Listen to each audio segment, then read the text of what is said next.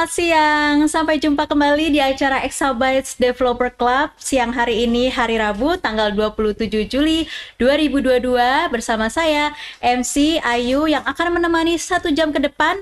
Kita akan berbicara topik pada siang hari ini mengenai the principles of UI UX design process. Nanti kita akan bertemu dengan pembicara yang pasti handal di bidang UI UX design. Jadi kita akan mempelajari detail proses dalam UI UX design, mulai dari langkah-langkahnya sampai dengan tips memproses desain tersebut. Oke, apa kabar dulu nih semuanya teman-teman? Sehat-sehat ya? Ada yang mungkin masih sudah mulai aktif nih WFO ya, sudah mulai sering rutin ke kantor, atau masih full WFA, work from anywhere? Oke, jadi bisa join nih sekarang sambil menunggu mungkin waktu teman-teman yang lain untuk join. Bisa di-share juga link registrasinya ya ke teman-teman yang lain supaya ikutan gitu ya, karena materinya sangat menarik sekali nih mengenai UI UX design gitu ya. Oke, cek ombak dulu juga ya teman-teman yang sudah hadir. Ada yang dari mana aja nih? Coba saya cek ya. Mungkin ada yang dari Malang, ada yang dari Solo ya. Kalau ada ya silahkan untuk buruan registrasi, karena nanti akan aku sampaikan info menarik nih bahwa kita akan Exabytes akan main-main nih ke Malang dan Solo. Oke. Nah, mungkin sebelum bercerita banyak nih mengenai topik pada siang hari ini dan info-info menarik lainnya ya dari Exabytes, jangan lupa ya untuk pas join gitu ya, nggak perlu isi absensi ya, jadi cukup registrasi aja. Nanti di akhir acara kalian pasti akan mendapatkan link e-certificate gitu, jadi nggak usah khawatir, ikuti aja dulu materinya, dipahami dulu gitu ya ilmunya, and then nanti selesai acara bisa di-download link e-certificate dan materi presentasi dari narasumber pada siang hari ini. Nah, mungkin untuk sebelum download link e-certificate-nya, sign up dulu di exabytes.co.id, bikin account dulu supaya nanti bisa enak nih, bisa langsung download link e-certificate, lalu bisa menikmati promo-promo menarik dari Exabytes. Nah, oke, dan berikutnya juga jangan lupa juga follow ya social media Exabytes. Kita ada di Facebook, Twitter, Instagram, LinkedIn, YouTube, TikTok juga ada, coming soon juga Spotify juga kita akan ada podcast. Nah, di follow dulu, di like dulu, subscribe dulu ya, karena pastinya untuk up to date selalu info-info menarik dari Exabytes, promo-promo yang pastinya sangat menarik dan bisa bermanfaat nih buat kalian yang mau mendigitalkan bisnis ya. Lalu juga ada event-event yang coming soon nih hadir di hadapan kita semua. Nah, yang terdekat nih mungkin boleh tipis-tipis kita sounding ya.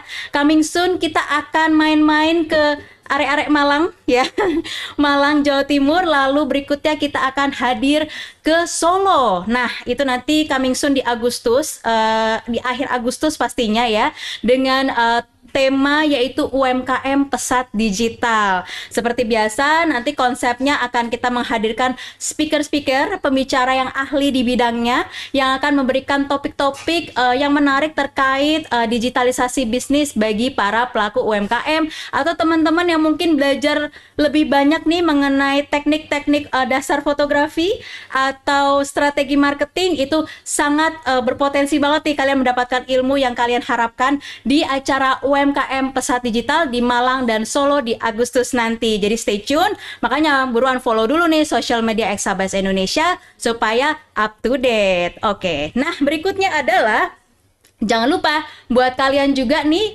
peserta EDC atau Exabytes Developer Club pada siang hari ini, kalian juga mendapatkan special offer ya, yang menarik buat kalian. Caranya juga cukup mudah, kalian tinggal sign up dulu, bikin account dulu di exabytes.co.id untuk mendapatkan free credit senilai Rp50.000. Nah, tambah lagi kalian tinggal ketik promo code EDC 50K atau EDC 50K untuk mendapatkan tambahan diskon lagi senilai Rp50.000 lagi. Nah, double tuh ya, 50.000 tambah Rp50.000 lagi. Wow, menarik banget.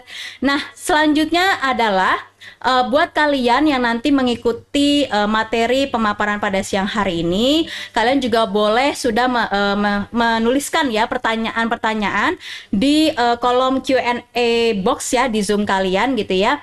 Nah, karena nanti di akhir acara kita akan umumkan 5 penanya terbaik yang berhak mendapatkan saldo OVO. Nah, jadi stay tune, terus dengerin dulu materinya, terus boleh nih tipis-tipis tulisin dulu nih pertanyaan-pertanyaannya ya, karena nanti bisa mendapatkan hadiah berupa saldo OVO.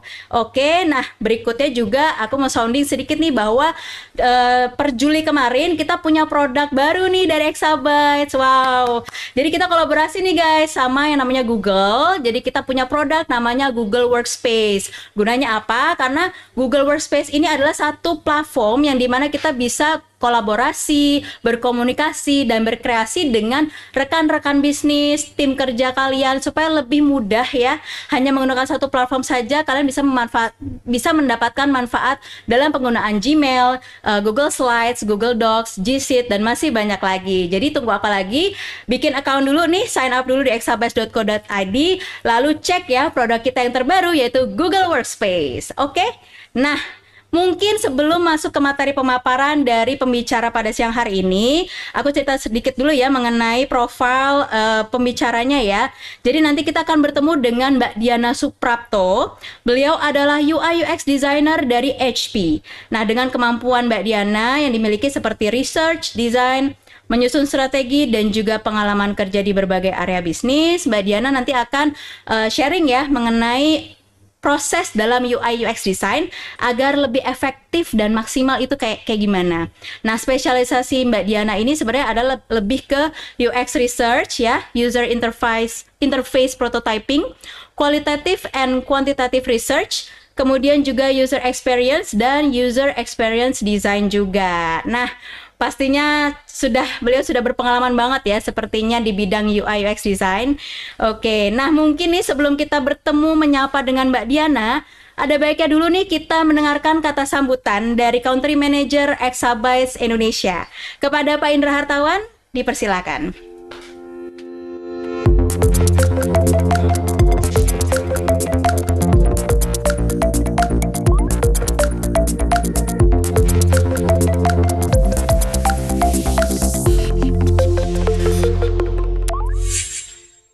Assalamualaikum warahmatullahi wabarakatuh. Selamat siang menjelang sore seperti biasa ya teman-teman. Kita berjumpa lagi di acara kali ini di Exabyte Developer Club ya.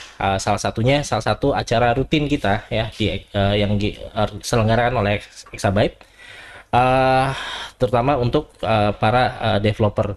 Nah, pertama saya mau ucapkan dulu kepada pembicara kita hari ini ya, kepada Mbak Diana Suprapto. Saya mengucapkan terima kasih atas kesediaannya ya untuk mengisi acara ini. Yang berikutnya saya juga ucapkan terima kasih kepada semua rekan-rekan yang ada di studio ya, ataupun membantu kita secara daring, dan juga terutama sekali kepada para peserta yang sudah berada di Zoom maupun yang sekarang sedang menyaksikan secara live di Facebook forum dari Exabyte Developer Club ya.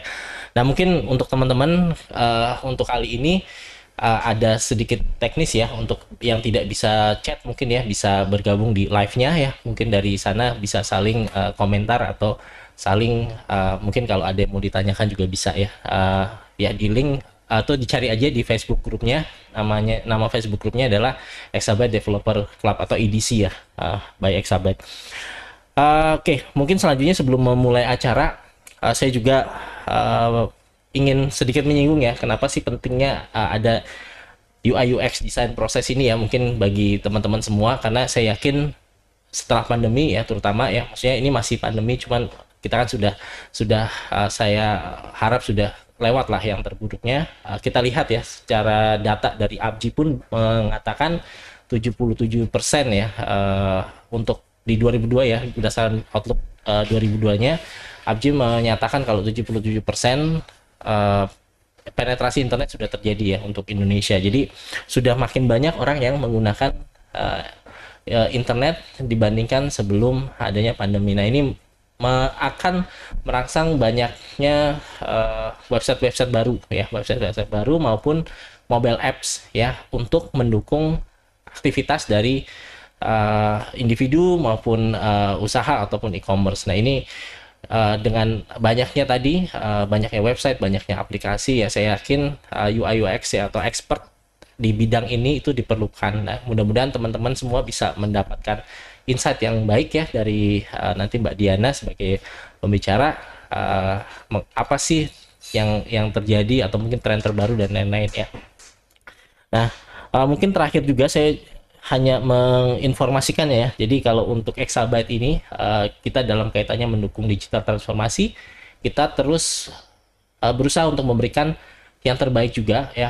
Artinya kita juga terus-menerus mengadakan edukasi melalui event-event kita, baik itu yang rutin selama 2 mingguan ya, ataupun event yang tahunan. Event-event rutin kita seperti yang hari ini ya, Exabyte Developer Club. Nanti juga ada Exabyte Digital Day ya, itu lebih ke arah digitalkan bisnis ya.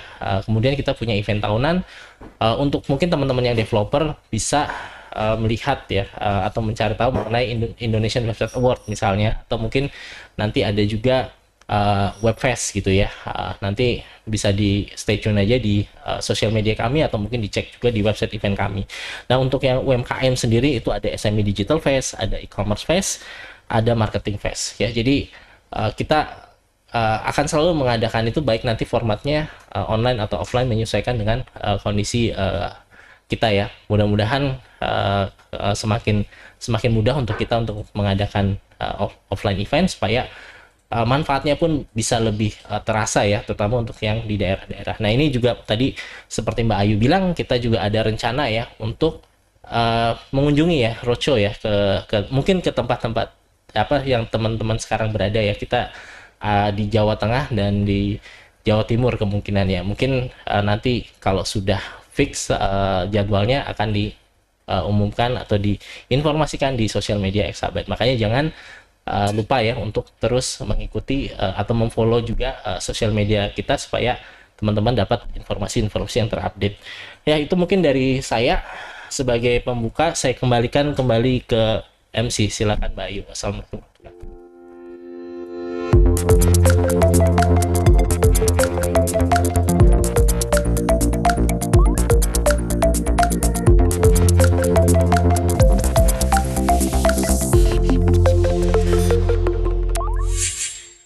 Baik, terima kasih banyak Pak Indra Hartawan, Country Manager dari Exabytes Indonesia atas kata sambutannya. Nah, mohon maaf sebelumnya kita ada kendala teknis ya teman-teman. Di kolom chat kalian saat ini mungkin ada keterbatasan untuk bisa mengirimkan chat ke kami. Namun jangan khawatir, bisa menuliskan pertanyaan kalian atau ada komentar apapun bisa ditulis di Q&A box, ataupun teman-teman bisa join langsung ke Facebook group kami yaitu Exabytes Developer Club. Jadi di search aja di Facebook, ada yang namanya grup Exabytes Developer Club. Saat ini kita juga live dari Facebook group tersebut. Jadi bisa langsung join di situ atau bisa tetap join di Zoom dan bisa menuliskan pertanyaan atau komentar apapun di Q&A box kalian. Baik, tidak perlu berlama-lama lagi, kita akan menyapa Mbak Diana, pembicara kita pada siang hari ini yang akan membahas mengenai the principles of UI UX design process. Selamat siang Mbak Diana. Halo. Halo Mbak Diana. Halo, dengeran nggak suaranya? Oh ya, sudah terdengar. Mbak Diana, apa kabar nih? Baik. Gimana Mbak Ayu nih kabarnya juga? Alhamdulillah, saya juga sehat. Sehat ya Mbak ya? Iya. Mbak Oke. Diana saat ini lagi WFH atau WFO nih? Kebetulan kalau aku kerjanya memang remote, jadi kebanyakan memang di rumah. Atau mungkin everywhere. Oh ya, jadi work from everywhere ya Mbak ya, menarik Iya, banget. betul. Oke, selain itu kesibukannya apalagi Mbak? Selain bekerja, mungkin ada hobi-hobi atau freelance yang lain mungkin? Enggak sih, kebetulan kalau hobinya mungkin Netflix ya, nonton, Semuanya sama dengerin ya. musik, terus aktifnya lebih ke olahraga. Terus abis itu baca buku juga kadang-kadang. Udah sih paling gitu aja Mbak Ayu. Oke, jadi healingnya kayak gitu ya Mbak ya, mengisi Healingnya, kesibukan yang lain. iya benar lebih ke anak muda ya healing. Siap. Baik Mbak Diana, kira-kira udah siap nggak ya untuk memberikan materi pada siang hari ini mengenai Siap. the principles of UI UX design process? Siap pastinya. Siap kalau gitu. Baik, kami persilakan ya Mbak Diana untuk memulai materi pemaparannya. Silakan Mbak. Oke, sebentar. Oke, sekiranya udah kelihatan belum? Sudah?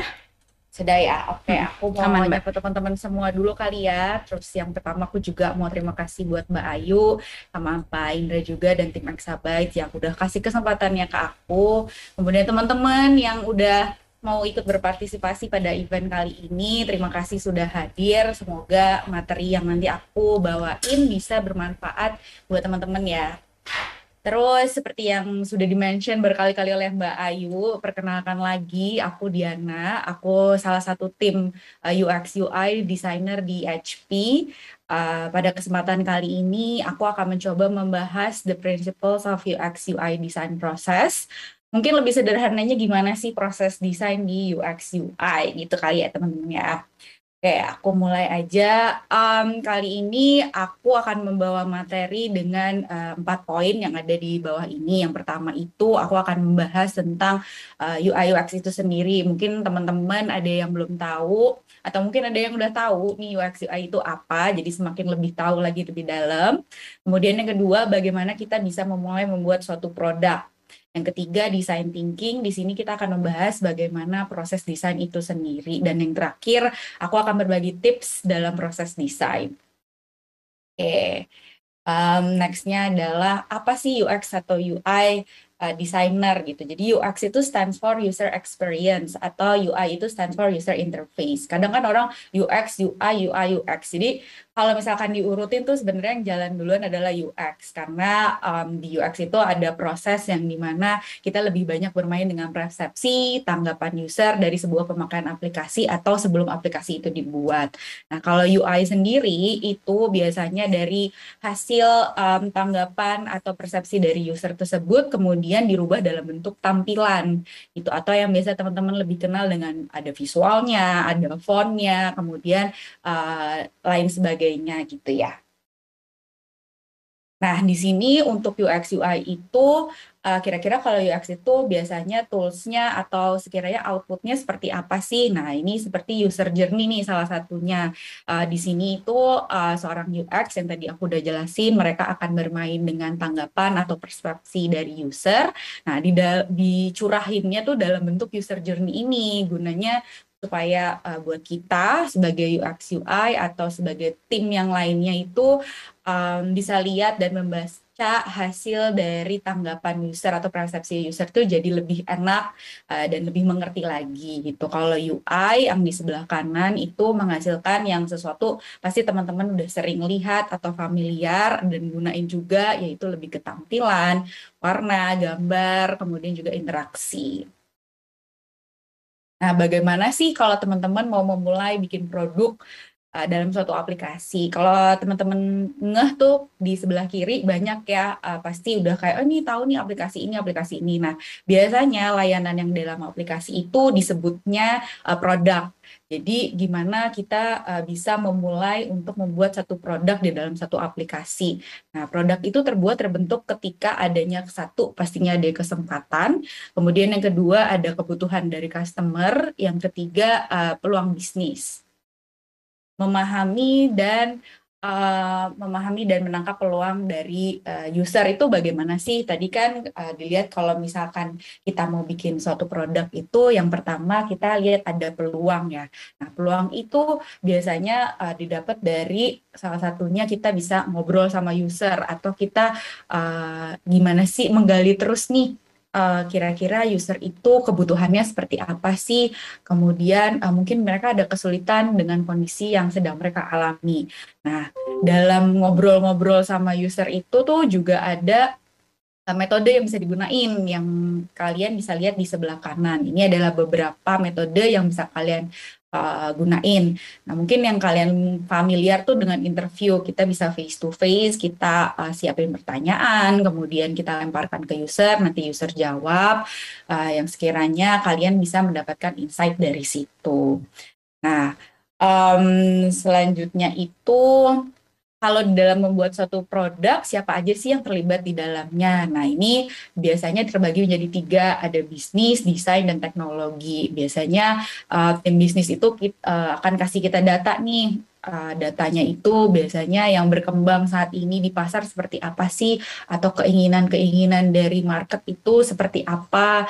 Kira-kira kita bisa masuk di sebelah mana ya untuk menjadi produk atau sebagai layanan yang cocok buat user nantinya gitu. Nah, kalau misalkan tim UX UI sendiri itu masuk dalam tim desainer yang sekiranya seketika mereka menyelesaikan desain prototipe-nya mereka, itu mereka bisa handover ke tim teknologi di mana proses tersebut selanjutnya akan dimasukkan coding yang nantinya produk tersebut bisa digunakan sama user atau mungkin teman-teman sekarang sudah gunain gitu.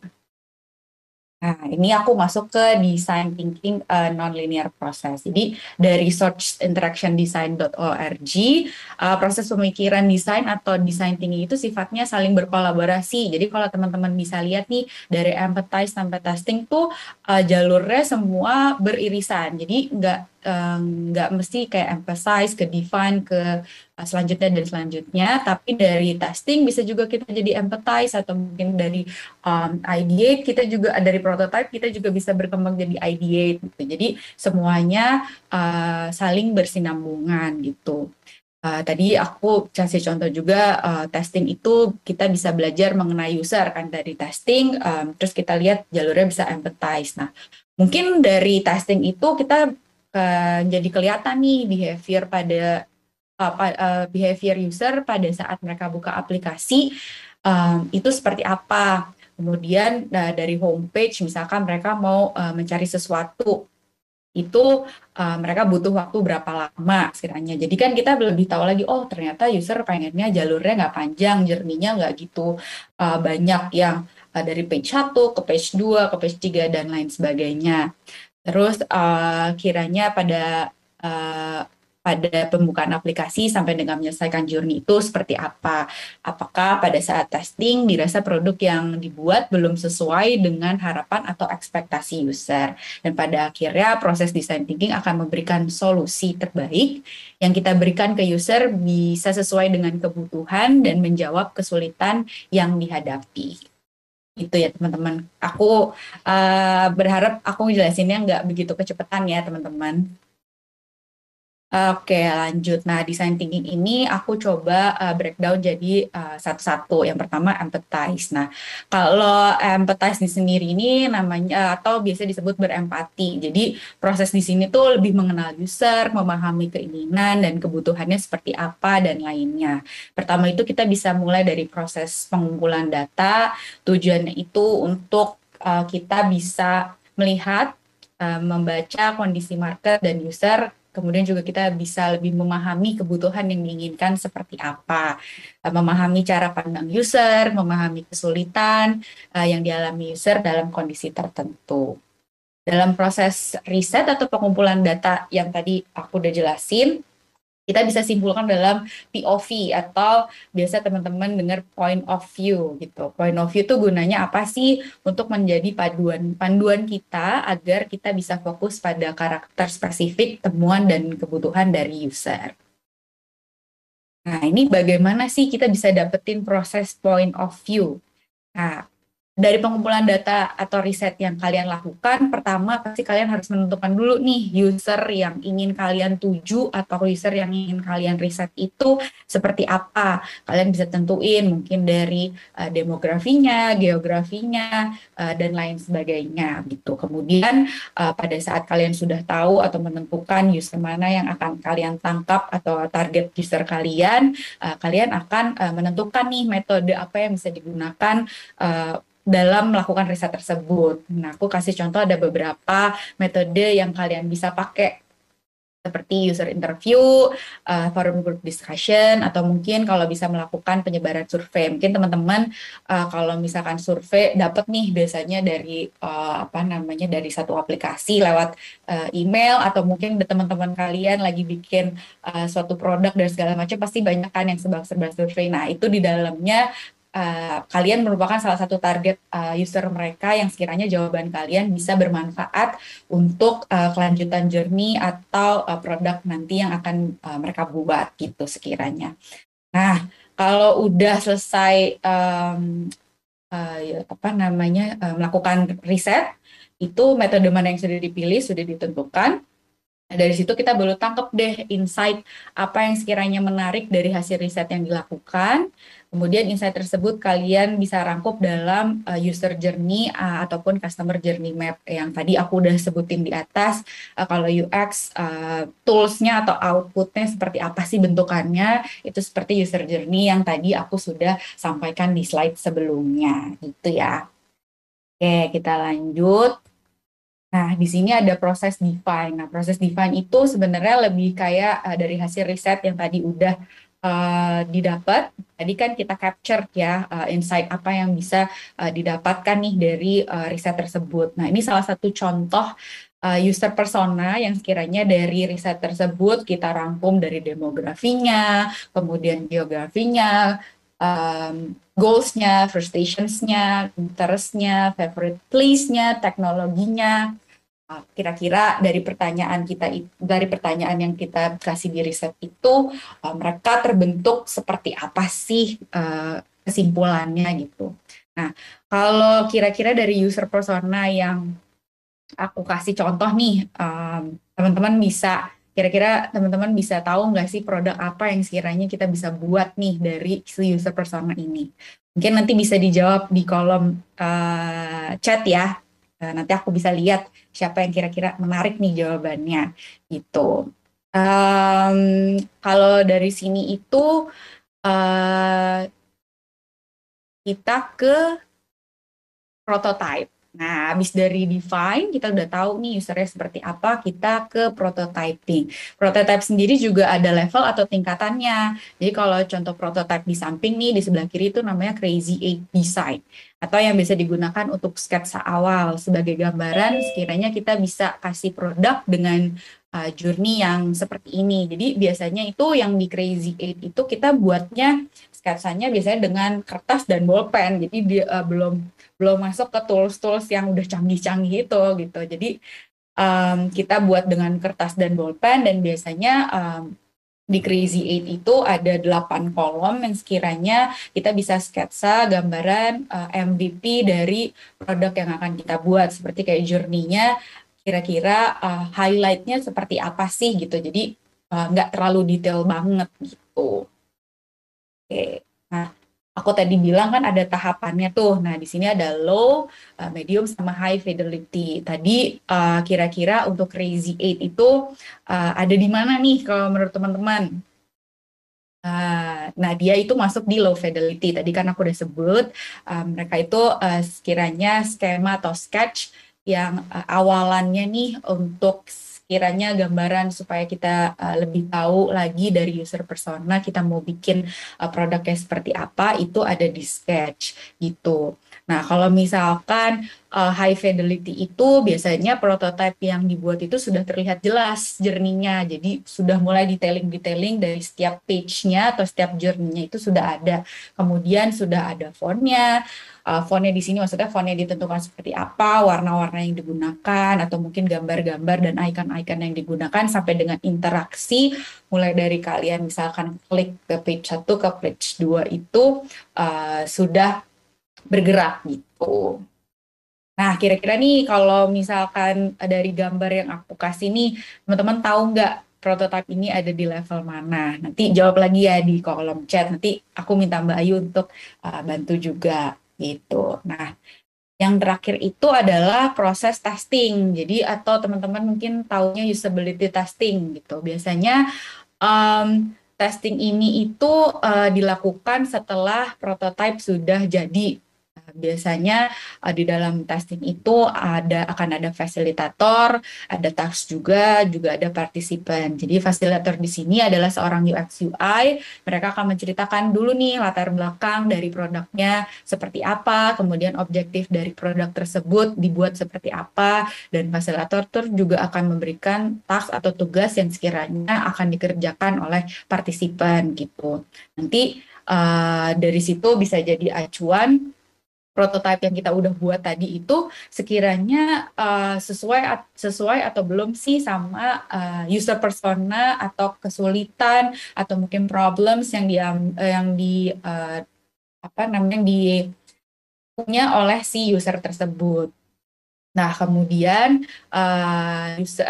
fasilitator itu juga akan memilih nih partisipannya. Biasanya partisipan itu bisa didapat dari internal maupun dari eksternal. Yang dimaksud internal itu apa sih? Jadi misalkan kalau kalian dalam satu perusahaan itu kan bisa ada cross business atau bisnis unit lain. Seperti mungkin kalian di tim desain, itu kalian bisa tanyakan ke tim marketing atau misalkan ke tim sales dan tim yang lainnya. Kalau bisa sih jangan ke tim yang berkaitan karena nanti takutnya bias gitu. Nah, kalau misalkan tim eksternal, partisipan eksternal sendiri itu kita menentukannya bagaimana. Nah, tadi kan kita sudah define tuh di atas user persona atau sekiranya targeted user dari produk kita seperti apa. Nah, itu biasanya orang-orangnya di reach out aja. Kita mau ngadain usability testing nih, sekiranya bersedia atau enggak. Kemudian nanti kita bisa presentasi dan melakukan tas-tas yang tadi aku udah sebutin ya, akan ada tas yang sekiranya partisipan akan kerjakan gitu. Nah, tujuan dari testing itu apa sih? Biasanya proses ini dilakukan untuk mengidentifikasi masalah, apakah user ada kesulitan dalam mengerjakan task, atau mungkin apakah journey yang kita berikan bisa ditangkap oleh partisipan atau user dengan baik atau tidak, dan sebagainya. Kemudian kita bisa menemukan peluang baru. Jadi dalam proses testing tersebut tidak menutup kemungkinan nih teman-teman, kita bisa dapat peluang-peluang yang baru karena di situ user akan bertanya, ada proses tanya jawab kan pasti di situ, dan mungkin memberikan saran yang sekiranya kita nggak kepikiran pada saat melakukan prototyping atau desain proses tadi gitu. Yang terakhir adalah memahami perilaku dan preferensi dari user.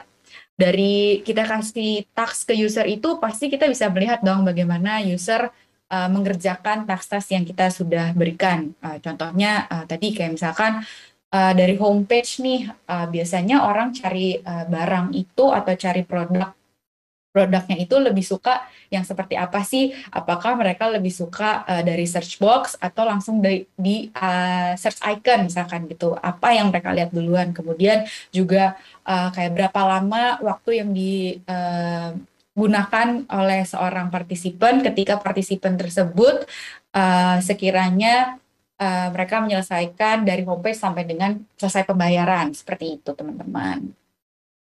Nah, setelah testing tadi nih, kemudian kita bisa kumpulin testing tersebut. Jadi jangan dibuang teman-teman ya, karena itu sangat bermanfaat buat kita sebagai UI UX untuk memperbaiki ini ke depannya. Jadi jangan kayak kita udah tahu nih yang terbaik, nggak gitu. Tapi sekiranya mungkin dari pandangan user akan lebih dalam lagi dan lebih bermanfaat buat kita gitu.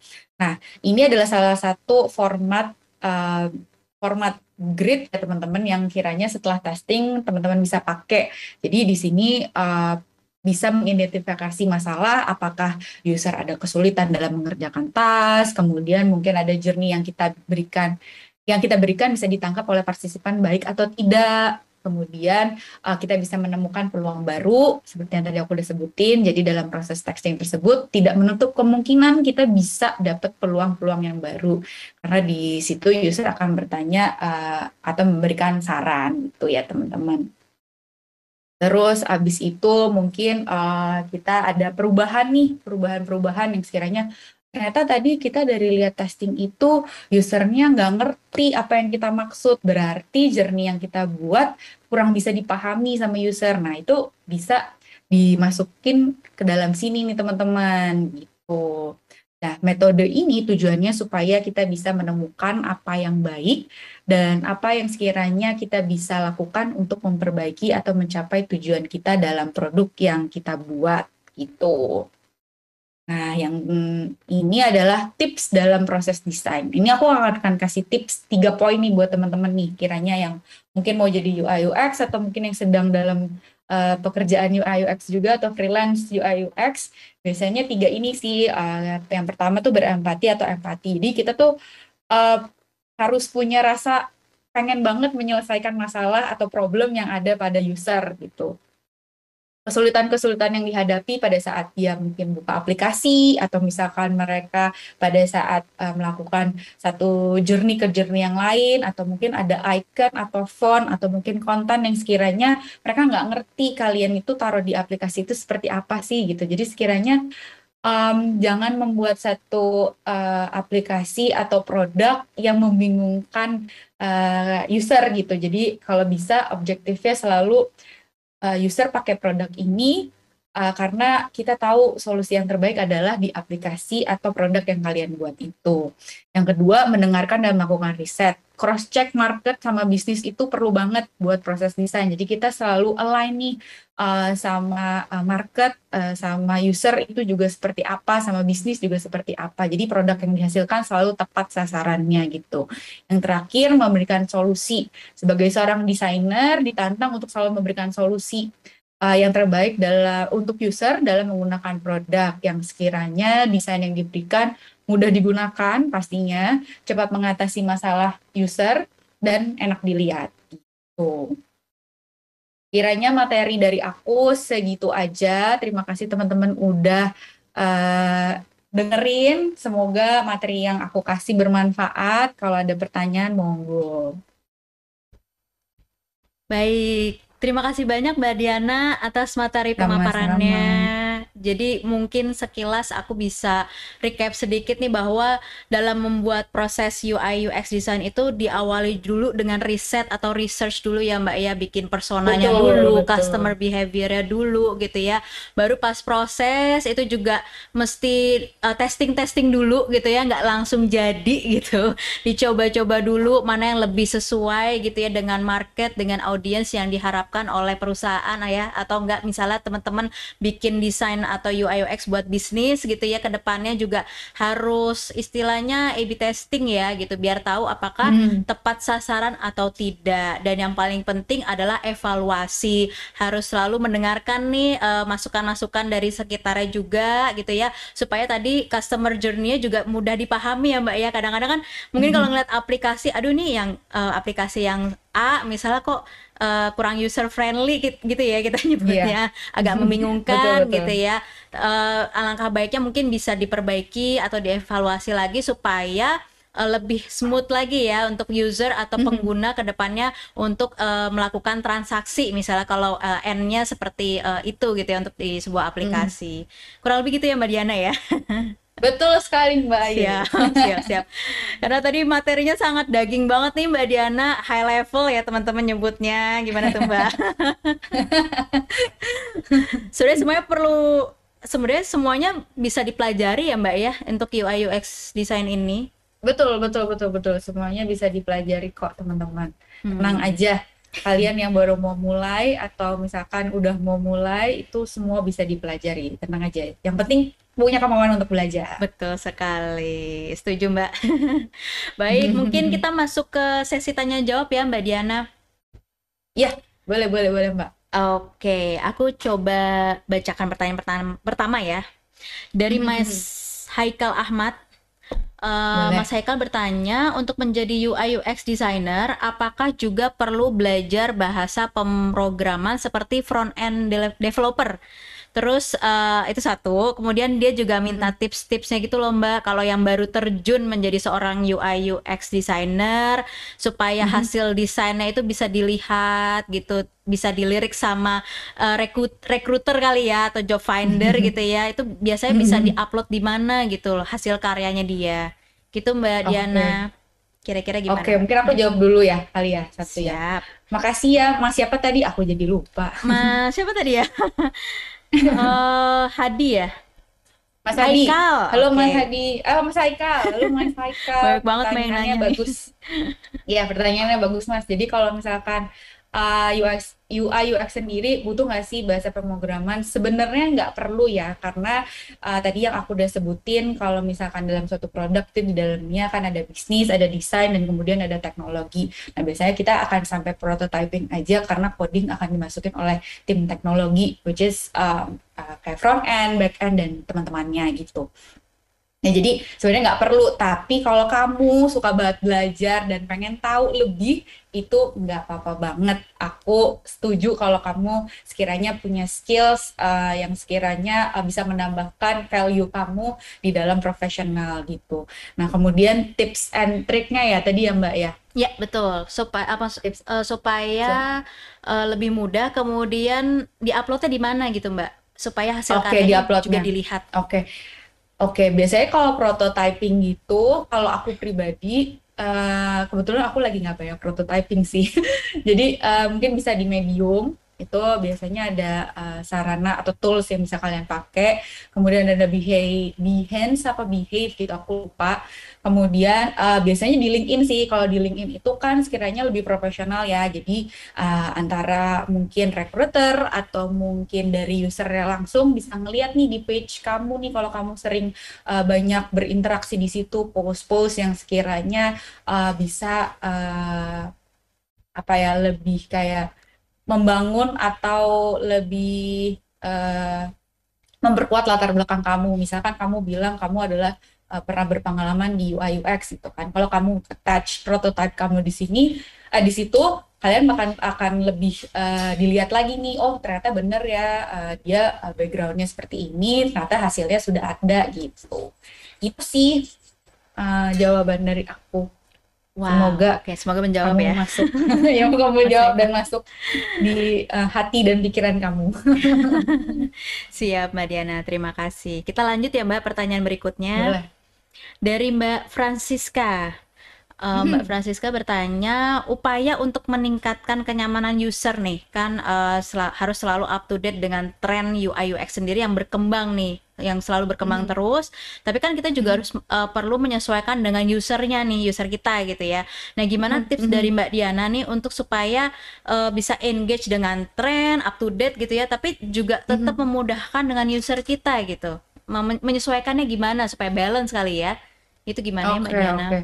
Itu itu tadi aku udah masukin di tips tuh, Oke, oke. berempati, kemudian riset dan kasih solusi. Jadi berempati itu adalah kita berempati sama user nih, kira-kira kalau misalkan kita di satu aplikasi gitu. Kalian kan pasti ada pain points ya atau kesulitan-kesulitan yang kalian hadapi. Kok ini susah banget nih. Nah, kalian kalau misalkan sebagai UX UI itu kalian ngelihat dari kacamata user, kalau misalkan aku sebagai user yang menggunakan aplikasi tersebut merasa kesulitan nggak sih gitu.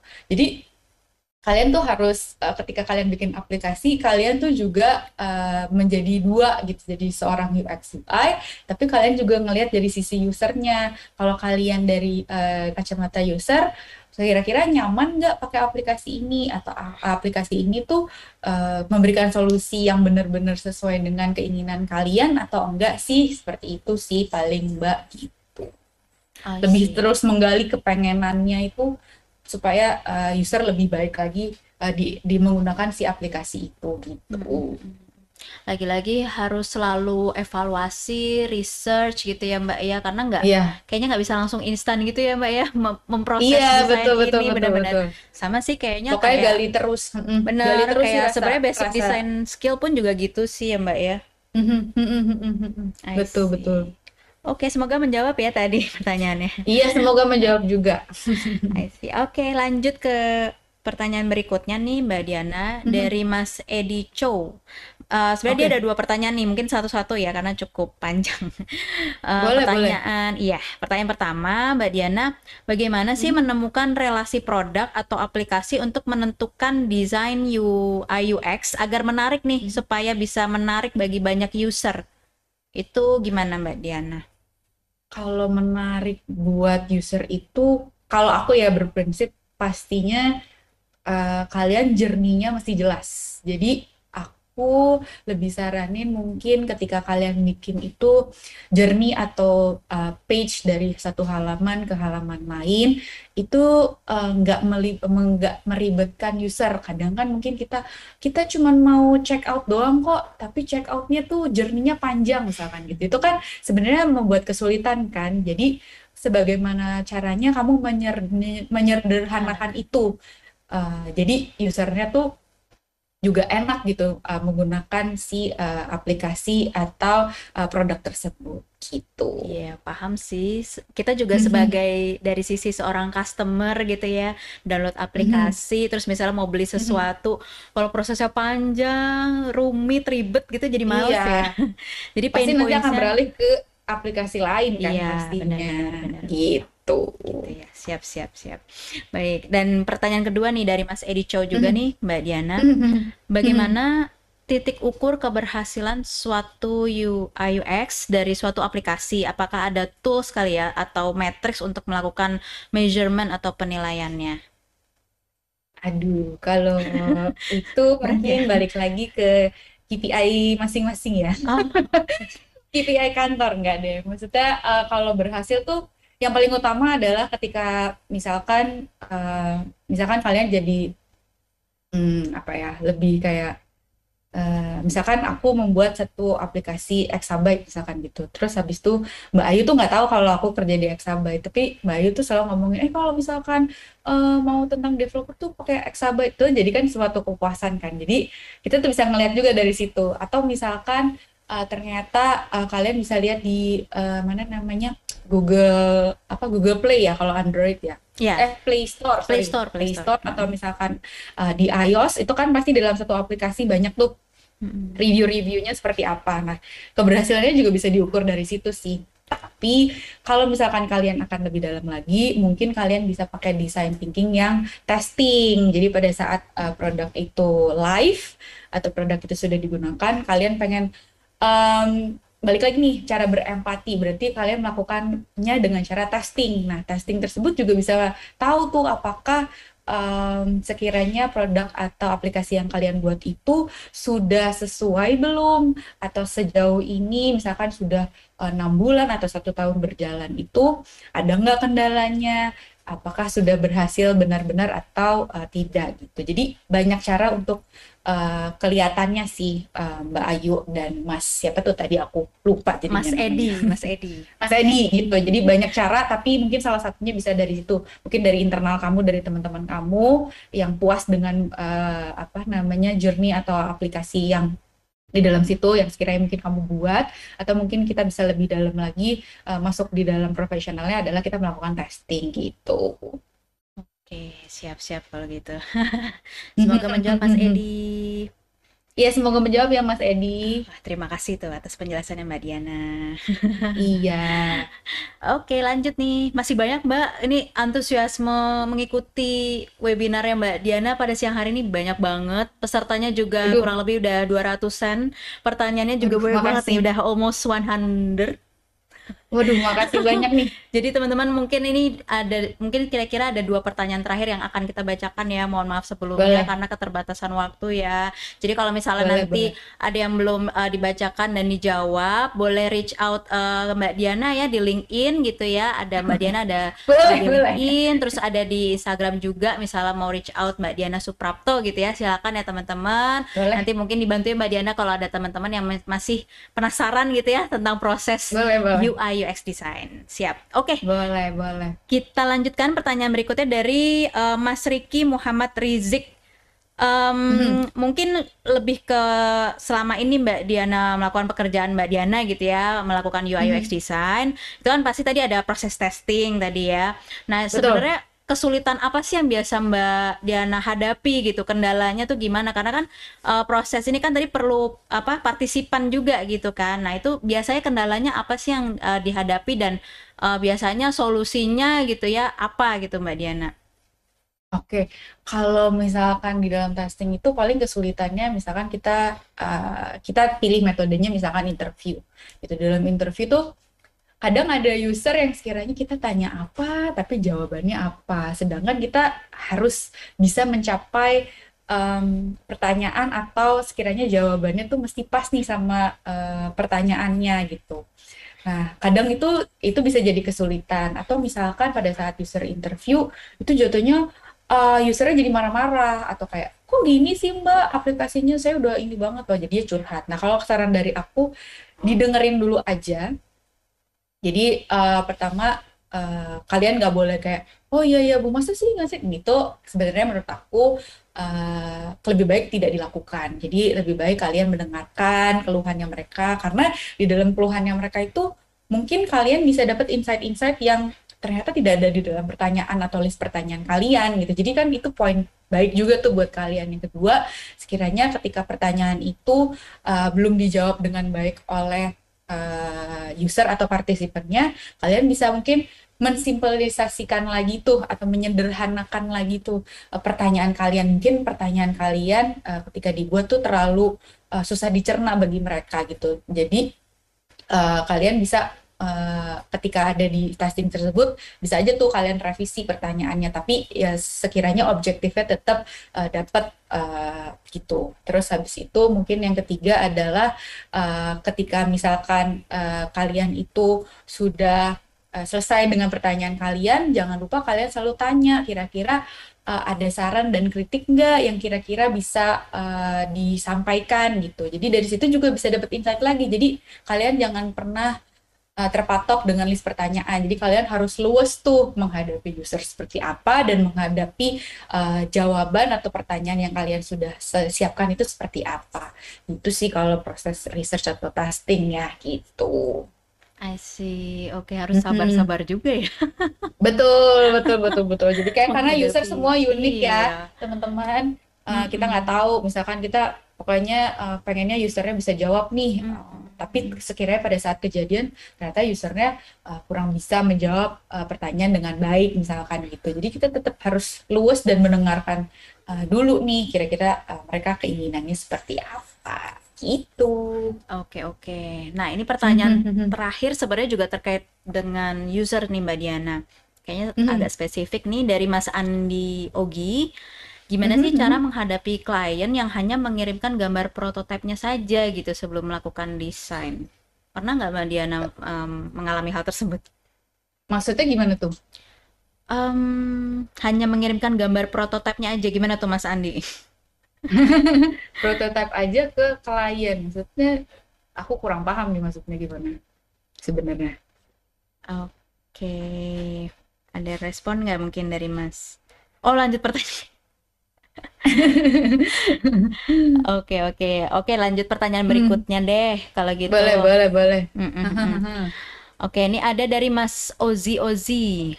Saya Mhm, kalau memulai desain itu tahapnya research atau cari referensi, setelah itu langsung ke tahap desain tanpa adanya membuat sketch atau wireframe di setiap desain mhm, yang saya buat, bahkan di perusahaan yang saya kerjakan sekarang. Nah, menurut Mbak Diana mhm. nih, jika membuat UI desain tapi tanpa adanya sketch atau wireframe, itu possible nggak sih Mbak sebenarnya?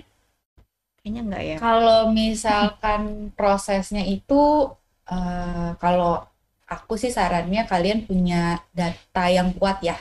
Jadi sekiranya kalau misalkan kalian prototyping itu selalu berpatokan pada hasil riset yang kalian sudah buat atau berpatokan pada user journey atau user persona yang kalian udah buat. Jadi kalau misalkan kalian dalam dalam proses itu kan pasti kalian ada pertanyaan atau mungkin sanggahan mungkin dari stakeholder atau mungkin dari tim yang lain. Nah, selalu berbalik pada itu. Jadi kenapa memang pengumpulan data itu sangat cukup cukup cukup penting lah dalam proses desain tersebut. Jadi nggak ujuk-ujuk langsung prototype nih pengen bikin ini. Nah, nanti kalian juga kan kalau misalkan melakukan, misalkan kalian tidak melakukan proses itu dulu atau tidak melakukan data atau ada risetnya dulu, kalian ketika bikin prototype jadinya pasti eh, apa ya, ketika ditanya kalian juga bingung mau jawab apa pasti gitu, dan jatuhnya mungkin apa yang kalian desain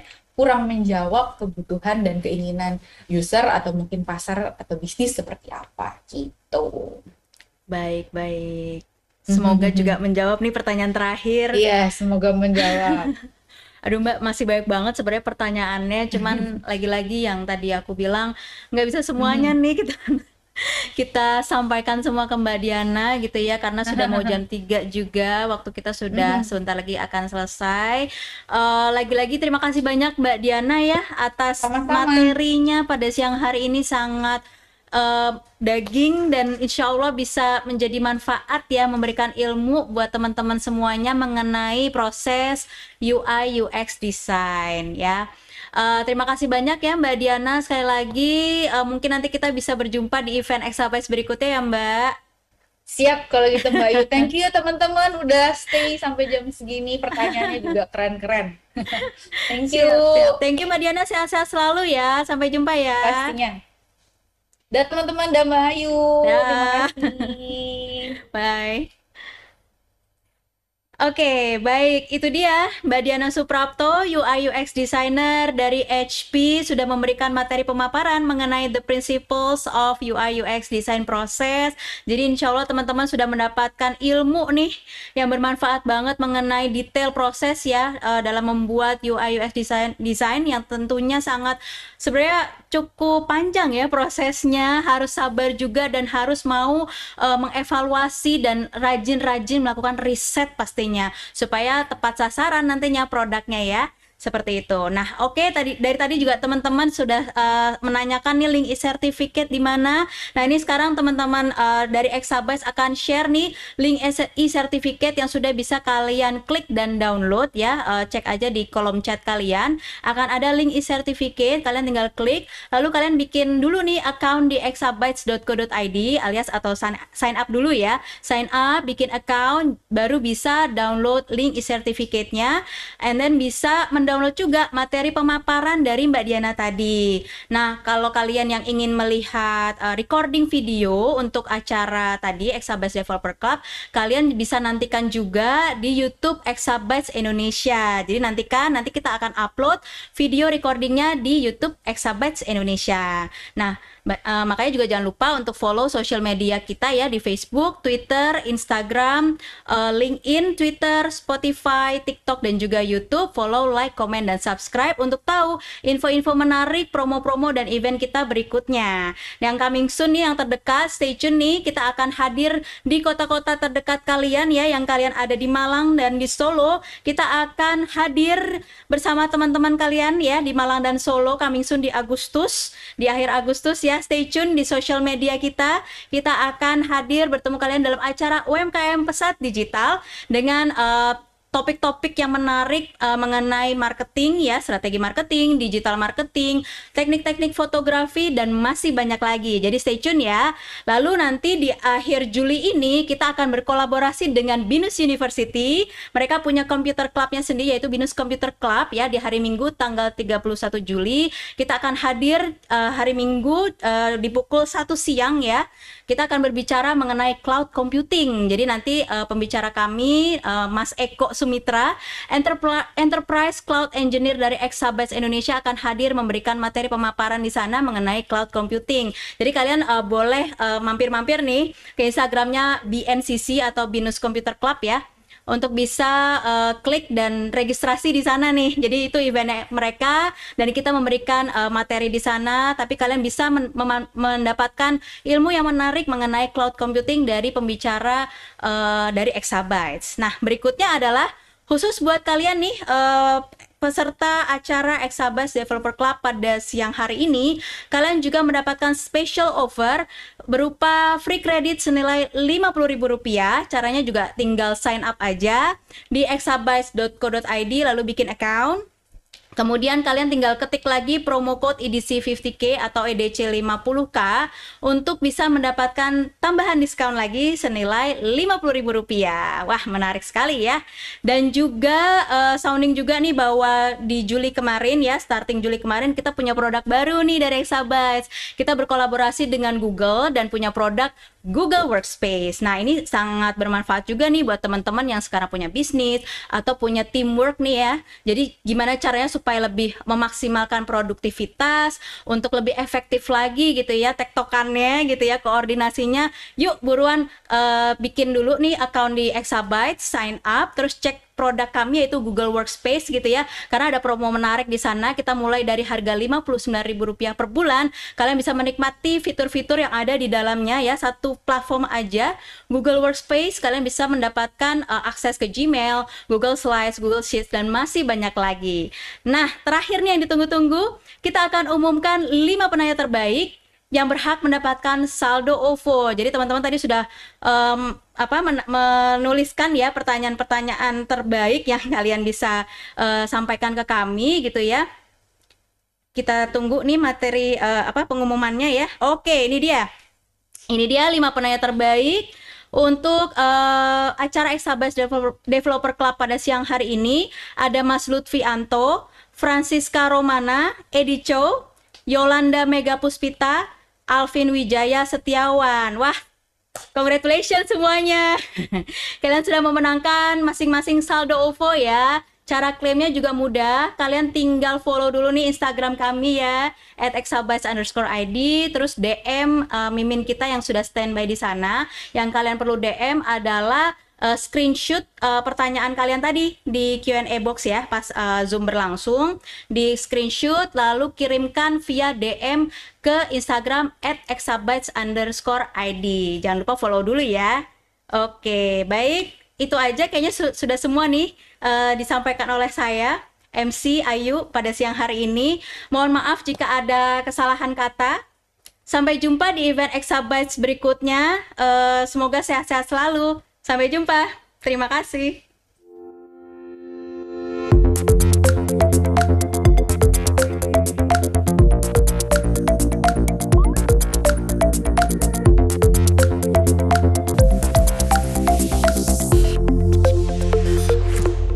E-commerce tidak pernah semudah ini.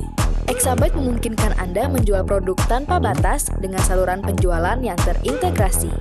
Membuatkan Anda website e-commerce profesional, dapat mengolah pesanan, menerima semua jenis transaksi, tersedia pengiriman lokal dan internasional, dan dapat mengatur promosi Anda sendiri. Mulailah toko e-commerce Anda dan maksimalkan penjualan sekarang.